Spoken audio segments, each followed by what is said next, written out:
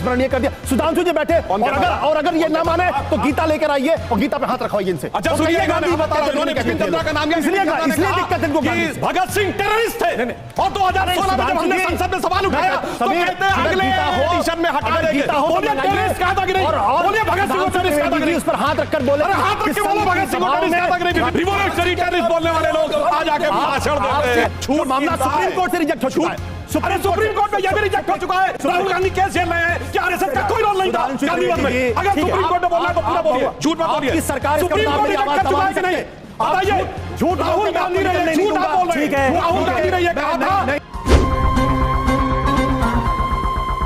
तो आज के इस वीडियो में सुधांशु त्रिवेदी ने पत्रकार आशुतोष को डिबेट में बहुत अच्छे से धोया है, क्योंकि आशुतोष के बारे में आप लोग को भी पता होगा कि ये हमेशा कांग्रेस का गुणगान करेगा। तो आज इसी तरह ये मुगलों का गुणगान कर रहा था और एनसीईआरटी के बुक से मुगल के चैप्टर को जो हटाया गया तो ये आशुतोष को ज्यादा ही खफा था इस बात से। तो इसी बात पर सुधांशु त्रिवेदी ने इसे अच्छे से धोया है, जिस पर आशुतोष अपना फालतू के तर्क की वजह से सुधांशु त्रिवेदी से बहुत कुछ सुना है। तो भाई क्या हुआ आप खुद से देखिए आगे।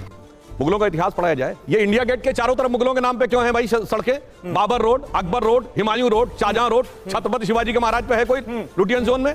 बताइए। मान सिंह रोड है, महाराणा प्रताप नहीं है लुटियन जोन में, क्यों? अच्छा, जिस बात का जिक्र कर रहे हैं सुधांशु जी, मुझे लगता है उससे जुड़ी एक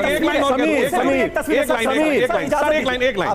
बाबर का नाम हर हिंदुस्तानी जानता, जो 1527 में आया, 30 में मर गया, 2.5 साल में। उससे ज्यादा जनता दल ने शासन किया इस देश पे। जिनके लोगों के नाम नहीं जानते लोग, 550 साल पहले के 2.5 साल वाले शासक का नाम सबको पता है।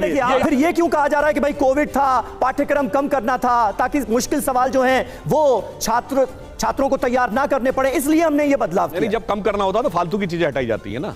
तो मैं ये कह रहा हूँ, सुनिए एक बार। हाँ बिल्कुल बता रहा हूँ मैं, कैसे बता रहा हूँ।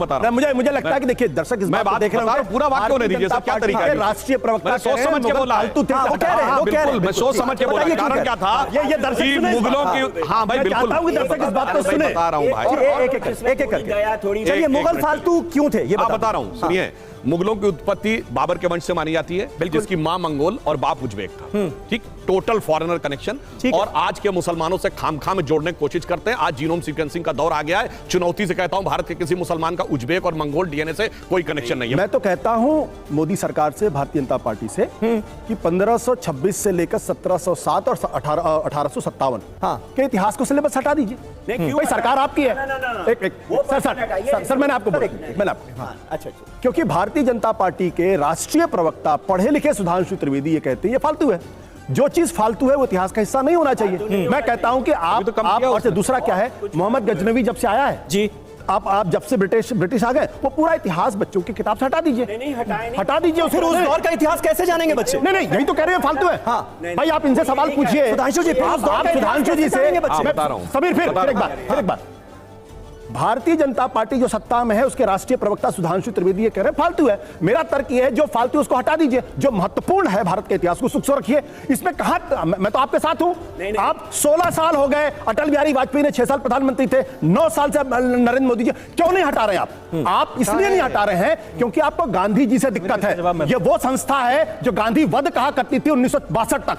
उसके बाद गांधी से नहीं लड़ पाए तो प्रातः स्मरणीय कर दिया। सुधांशु जी बैठे, पूछिए गांधी वध कहते थे कि नहीं कहते थे, उनसे पूछिए। और अगर ये ना माने तो गीता लेकर आइए और गीता पे हाथ रखवाइए इनसे। अच्छा सुनिए, गांधी बता रहे हैं बिपिन चंद्रा का नाम, इसलिए दिक्कत इनको भगत सिंह टेररिस्ट थे और 2016 में जब हमने संसद में सवाल उठाया तो कहते हैं अगले एडिशन में हटा देंगे। बोलिए टेररिस्ट कहा था कि नहीं? बोलिए भगत सिंह को टेररिस्ट कहा था कि नहीं? उस पर हाथ रखकर बोले, अरे हाथ रख के बोलो भगत सिंह को टेररिस्ट कहा था कि नहीं? बिपिन चंद्रा ने कहा जाता था, नहीं कहा जाता था। भगत सिंह को टेररिस्ट कहा जाता था, नहीं कहा जाता था। टेररिस्ट, रिवॉल्यूशनरी टेररिस्ट बोलने वाले लोग आज आके भाषण देते हैं। भगत सिंह ने आपके टेररिस्ट कहा था कि नहीं?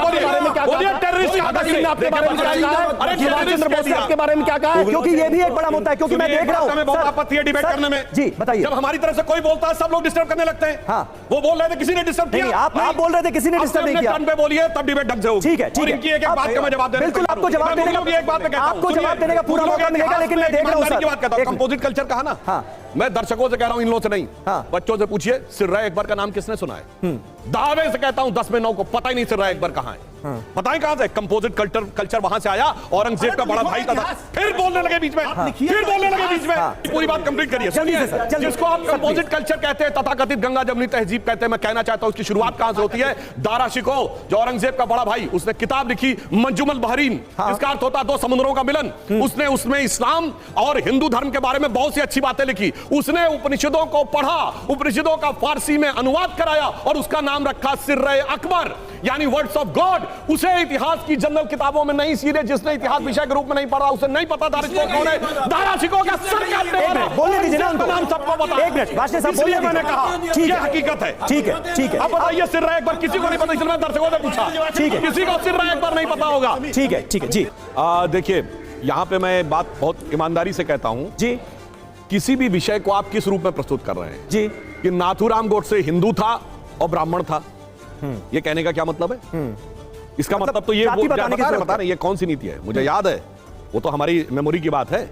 31 अक्टूबर 1984 इंदिरा जी की हत्या के बाद अखबारों में लिखा था 2 सिख अंगरक्षकों ने हत्या की, और उसके बाद जो देश में हुआ था वो हुआ था क्योंकि इनको समाज में करना था। और पूरा फैक्ट बताइए, मैं बिल्कुल फैक्ट बता रहा हूं। नाथूराम गोडसे ने अपने सबमिशन में कहा कि मैंने 2 गोली मारी, पुलिस ने कहा 3 गोली मारी गई। ये तीसरी गोली किसकी थी भाई?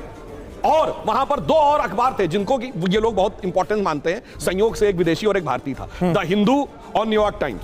दोनों के पत्रकारों ने लिखा 4 गोलियां चली, और आज तक यही नहीं पता कि गोली कितनी चली। आप जनता को बेवकूफ बना रहे।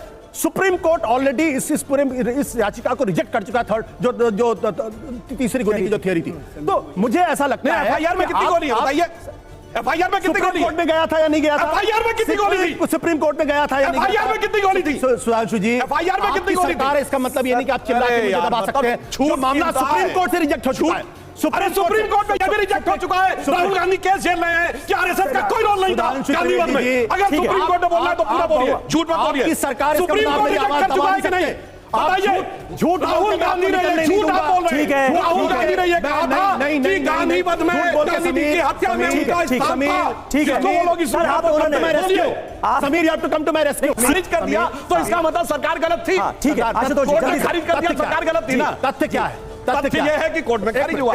सुन लीजिए, तथ्य क्या है? गलत है क्या ये? जब गांधी जी की हत्या हुई उसके बाद हिंदू महासभा, सावरकर को गिरफ्तार किया गया, आरएसएस के ऊपर बैन लगा, और उसके साथ साथ गोलवलकर को गिरफ्तार किया गया। और यही नहीं, श्यामा प्रसाद मुखर्जी ने सरदार पटेल को चिट्ठी लिखी कि आप पूर्वाग्रह से ग्रसित होकर इस पे काम ना कर। सरदार पटेल ने वायदा किया कि कोई काम पूर्वाग्रह से ग्रसित नहीं होगा। सारे डॉक्यूमेंट्स उन्होंने ऑर्डर दिया कि मेरे टेबल पर जाएंगे, मैं उनको चेक करूंगा। उसके बावजूद 18 महीने तक संघ के ऊपर बैन लगा रहा। और कैसे कैसे बैन हटा?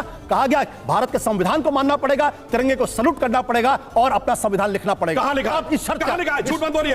कहां लिखा है? कोई सबूत नहीं मिल रहा। प्रोफेसर साहब बताएंगे, प्रोफेसर साहब बताएंगे कि नहीं? वाशने जी, वाशने जी, रेफरेंस दीजिए, झूठ मत बोलिए। नेशनल आर्काइव, आप जाइए ना नेशनल आर्काइव, यही तो प्रॉब्लम है। नहीं नहीं, आप लोग जरे लिखा हुआ है। उसका आधार यह लिखा है कि इनके विरुद्ध कोई सबूत नहीं बनते, इसलिए आशुतोष अपना फालतू के ज्ञान के चक्कर में हमेशा सामने वाले से सुनता है हर डिबेट में, और आज तो इसका सामना सीधा सुधांशु त्रिवेदी से था, और सुधांशु त्रिवेदी हमेशा फैक्ट पर ही बातें करते हैं, तो इसे सुनना ही था। और ये लोग बेशर्म है, कितना भी सुन ले कोई फर्क नहीं पड़ता। खैर, आपको अगर थोड़ा सा वीडियो अच्छा लगा तो वीडियो को लाइक कर दीजिए, और ऐसे वीडियोस के लिए आप हमारे चैनल को सब्सक्राइब जरूर कर लीजिएगा। मिलते हैं बहुत जल्द किसी और वीडियो में।